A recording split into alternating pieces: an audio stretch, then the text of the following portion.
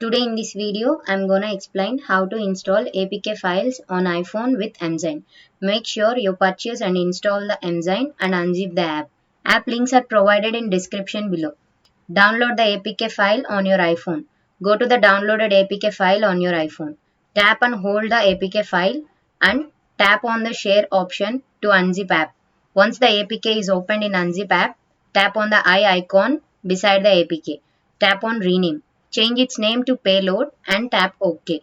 Again, tap on I icon and tap on modify file extension. Change the file extension from APK to IPA and tap on OK.